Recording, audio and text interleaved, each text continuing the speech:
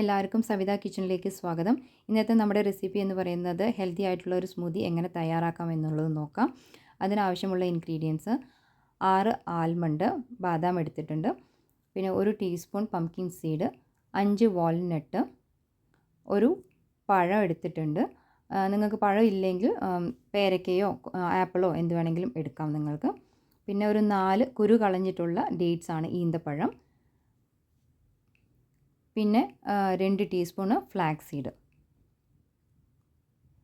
പിന്നെ ഒരു 20 മിനിറ്റ് മുമ്പ് നമ്മൾ വെള്ളത്തിൽ കുതിർത്തിട്ടുള്ള ചിയ സീഡും ഒരു 3 ടീസ്പൂൺ എടുത്തിട്ടുണ്ട്.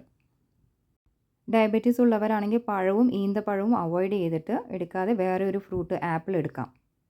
ഈ ഒരു സ്മൂത്തി നിങ്ങൾക്ക് ബ്രേക്ക്ഫാസ്റ്റിന് മുമ്പായിട്ട് കഴിക്കാവുന്നതാണ്. എല്ലാവരും മസ്റ്റായിട്ട് ട്രൈ ചെയ്യണം. അത് ഉണ്ടാക്കുന്ന വിധം നമ്മളൊരു മിക്സി ജാറിലേക്ക് പഴം കട്ട് ചെയ്ത് ഇട്ടിട്ട് എല്ലാ ഇൻഗ്രീഡിയൻസും ഇടണം. നമ്മളുടെ ചിയ സീഡ് മാത്രം ഇപ്പോൾ ഇടരുത്.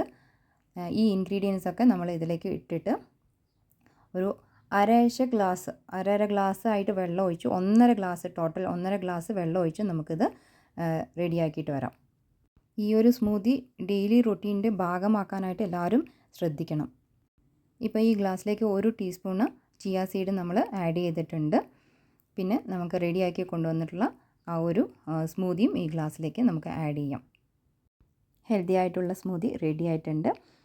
Thank you for watching. നിങ്ങൾക്ക് ഈ ഒരു വീഡിയോ ഉപകാരപ്രദമാണെങ്കിൽ subscribe my channel. Thank you so much.